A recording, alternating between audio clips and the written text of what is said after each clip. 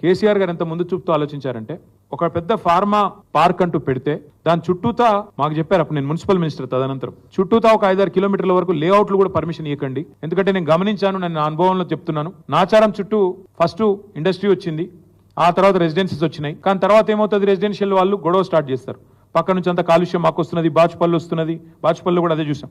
ఒకటి కాదు, చాలా చోట్ల ఫస్ట్ ఇండస్ట్రీ వస్తుంది, దాని దగ్గర ఇండ్లు వస్తాయి, కాలనీలు వస్తాయి, అటెనక లొల్లి స్టార్ట్ అవుతుంది. ఇది నీకు తరలించాలని లొల్లి. కాబట్టి కేసీఆర్ గారు మాకు ఎంత దూరం చెప్పారంటే మనం ముచ్చర్లలో ఫార్మా పార్క్ పెడదాము, పెట్టి అది కూడా తానే తీసుకోలే నిర్ణయం. ఎట్లా ఆలోచించారంటే 3 హెలికాప్టర్లలో అధికారులను, ప్రజాప్రతినిధులను, ఇండస్ట్రీస్లను తీసుకొని పోయి అక్కడ ల్యాండ్ అయి ఒకటే చోట ఎకానమీస్ ఆఫ్ స్కేల్ రావాలి అంటే ప్రపంచంలోనే అతిపెద్ద ఫార్మా క్లస్టర్ ఒక చోట పెట్టాలని, దాని చుట్టూ ఒక బఫర్ లాగా మెయింటైన్ చేస్తూ చుట్టుపక్కల ఊర్లలో కూడా పొల్యూషన్ అనే ప్రాబ్లం రాకుండా అప్పటికి జీరో ఎఫ్లూయెంట్ డిశ్చార్జ్ అని పెట్టినా, కామన్ ఎఫ్లూయెంట్ ఫెసిలిటీస్ పెట్టినా, ఇన్ని పెట్టిన తర్వాత కూడా మళ్ళీ నష్ట నివారణ చర్యలు భవిష్యత్తులో 50 ఏళ్ల తర్వాత వచ్చే ప్రభుత్వాలకు కూడా చిక్కు రావద్దు, వాళ్ళకు కూడా ఈ తలకాయ నొప్పులు ఉండొద్దు, చికాకులు ఉండొద్దు అనే ఉద్దేశంతో దాదాపు 10 కిలోమీటర్లు 5-6 కిలోమీటర్ల పరిధిలో లేఅవుట్లు గానీ కొత్తగా పర్మిషన్ ఇవ్వద్దని ఆదేశాలు ఇచ్చి ఇంత ఆలోచన చేసి మేము ఆనాడు హైదరాబాద్ ఫార్మాసిటీ పేరిట 8 ఏళ్లు, ఒక రోజు కాదు 2 రోజులు కాదు, 8 ఏళ్లు కష్టపడి 14,000 ఎకరాల భూమి సేకరించాం.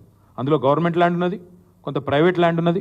అక్కడ కూడా ఇదే కాంగ్రెస్ వాళ్ళు, ఇవాళ ఏ కాంగ్రెస్ వాళ్ళు అయితే ప్రభుత్వంలో ఉన్నారో వీళ్ళే వచ్చారో ఏం చెప్పారు, కోదండరెడ్డి గారు, కోమటిరెడ్డి వెంకటరెడ్డి గారు, మల్రెడ్డి రంగారెడ్డి గారు, వీళ్ళే అక్కడికి వచ్చి, రేవంత్ రెడ్డి గారు, బట్టి విక్రమార్క గారు అక్కడికి వచ్చి ఫార్మాసిటీ దగ్గరికి వచ్చి మీ ఊర్లన్నీ కాలుష్యమయమైపోతాయి, నాశనం అయిపోతాయి, మీ భూములు తీసుకొని ప్రభుత్వం రియల్ ఎస్టేట్ దందా చేస్తున్నది అని చెప్పి నోటికొచ్చినట్టు వాగి, సబ్జెక్ట్ తెలవకుండా, విషయం తెలవకుండా, పరిజ్ఞానం లేకుండా 13,000-14,000 ఎకరాలు 8 ఏళ్లు కష్టపడి సేకరిస్తే దాన్ని బంగారు పల్లెంలో పెట్టి వీళ్ళకి అప్పచెప్తే ఇవాళ అనాలోచితంగా ఒక తుగ్లక్ మాదిరిగా, ఒక పిచ్చోడ్ మాదిరిగా ఈ ముఖ్యమంత్రి ఏందో రాగానే హైదరాబాద్ ఫార్మాసిటీ రద్దు అని ప్రకటించినాడు. దాంతో ఆ ప్రాంత రైతులు ఏమనుకున్నారు, అచ్చా ఫార్మాసిటీ రద్దు అయిపోయింది, మా భూములు మాకు తిరిగి వెనక్కి వస్తాయి అని రైతులు సంబరపడ్డారు. ఆ 9 గ్రామాల్లో మాట కూడా ఇచ్చారు.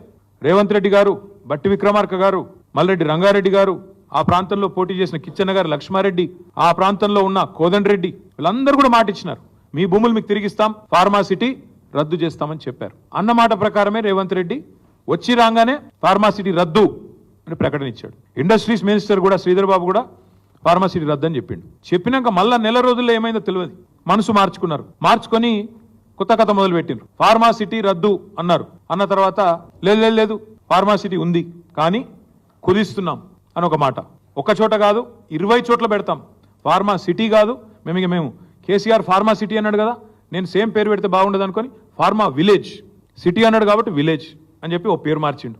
కేసీఆర్ అనేవాళ్ళు ఉండొద్దు కదా, మార్చి 20 చోట్ల ఫార్మా విలేజ్లని డిక్లేర్ చేసిండు. ఒక చోట మేము స్థలం సేకరించడానికి కారణం ఏంటి అంటే మాకు తెలియక కాదు, మాకు పరిజ్ఞానం లేక కాదు, మేము ఆలోచించి అర్థం చేసుకొని హైదరాబాద్ భవిష్యత్తు దృష్టిలో పెట్టుకొని తెలంగాణ భవిష్యత్తులో కూడా లైఫ్ సైన్సెస్ సెక్టర్లో లీడర్గా ఉండాలి. ఈ 2030వ సంవత్సరం కల్లా 100 బిలియన్లు కాదు $200 బిలియన్ పెట్టుబడి తెలంగాణకు తేవాలి. ఈ లైఫ్ సైన్సెస్ సెక్టర్లోనే 4-5 లక్షల మంది పిల్లలకు కొలువులు ఇవ్వాలి, ఇంకా విస్తరించాలన్న ఉద్దేశంతో అంతర్జాతీయ ఫార్మా యూనివర్సిటీ, అందులోనే ఒక అవసరమైతే ఒక ఎయిర్ స్ట్రిప్, అందులోనే లివ్ వర్క్ లెర్న్ ప్లే అంటూ ఇట్లా ఒక మంచి ఆలోచనతో ప్రపంచ దేశాలని, ఊరికేనే కాదు, ఈరోజు చీఫ్ సెక్రటరీగా ఉన్న శాంతి కుమారి గారు ఆ రోజు ముఖ్యమంత్రి గారి కార్యాలయంలో చేజింగ్ సెల్ కి ఇన్ఛార్జ్ గా ఉన్నారు. చేజింగ్ సెల్ అంటే ఇన్వెస్ట్మెంట్ ప్రమోషన్ సెల్, ఇన్వెస్ట్మెంట్ ని ఆకర్షించడానికి, ఇన్వెస్ట్మెంట్ ని చేజ్ చేయడానికి పెట్టిన ఒక సెల్. దానికి ఇన్ఛార్జ్ గా శాంతి కుమారి గారు సెక్రటరీ టు చీఫ్ మినిస్టర్ గా ఉన్నారు అన్నాడు, principal secretary to chief minister. ఆ మేడం ఆధ్వర్యంలో మా ఇండస్ట్రీ సెక్రటరీని ఐర్లాండ్ కి, తర్వాత ఇంకా ఇతర ఫార్మా స్థావరాలు ఎక్కడెక్కడైతున్నాయో అన్ని చోట్లకు పంపారు. ఒక 5-6 దేశాలు పోయినారు వాళ్ళు, నాకు గుర్తు రావట్లేదు, ఐర్లాండ్, సింగపూర్, ఇంకెక్కడెక్కడో పోయారు. మేము పోలేదు, అధికారులు పోయారు. వాళ్ళని కూడా తిప్పి ఎట్లా పెట్టాలి మనం ఫార్మా అని చెప్పి ఆలోచన చేసి హైదరాబాద్ ఫార్మాసిటీకి మేము అంకురార్పణ చేయడం జరిగింది. కాకపోతే ఎలక్షన్ తర్వాత మొదలు పెడదాం, ఎందుకంటే అప్పటికే మొత్తం 13-14 ఎకరాలలో కామన్ ఫెసిలిటీస్ పోను ఒక నికరంగా 8,000 పైచిలకు ఎకరాలు మిగులుతోంది. దాన్ని ఎట్లా వినియోగించాలి అన్నప్పుడు డిమాండ్ చాలా ఎక్కువ ఉండే. చిన్న కంపెనీలు, పెద్ద కంపెనీలు అందరూ 200 ఎకరాలు కావాలి, 300 ఎకరాలు కావాలని ముందుకు వచ్చినారు. సో మేము ఆలోచనతో అక్క వాళ్ళు కూడా, సబితక్క, మంచిరెడ్డి కిషన్ రెడ్డి గారు వచ్చి, అన్న మరి యూనిట్లు పోతున్నాయని కేసీఆర్ గారికి చెప్పారు. అన్న మరి యూనిట్లు వస్తాయంటున్నారు, రైతులకేమో వాళ్ళ హ్యాపీగా లేరు, పరిహారం విషయంలో కోపంగా ఉన్నారు, ఇంకా పెంచితే బాగుంటుందేమో అంటే కేసీఆర్ గారు నిర్ణయం తీసుకొని ఒక ఎకరా భూమి పోతే వాళ్ళకి వెంటనే అక్కడ ప్లాటెడ్ ఏరియా, డెవలప్డ్ ఏరియా, ఒక హౌస్ సైట్ ఇవ్వండి. ఒక ఎకరం పోతే ఒక గుంటెడు జాగా వెంటనే మంచి డెవలప్డ్ లేఅవుట్లో ఇవ్వండి అంటే అక్క దగ్గరుండి మంత్రిగా అన్నాడు. లేఅవుట్లు కూడా మేమే చేసినాం. 500 ఎకరాల్లో లేఅవుట్లు వేసినాం, కొంతమందికి పట్టాలు ఇచ్చాం. ఇవన్నీ కూడా చేసింది మా ప్రభుత్వం. చేసిన తర్వాత ఈ తుగ్లక్ ముఖ్యమంత్రి వచ్చి ఫార్మా విలేజ్ అన్నాడు.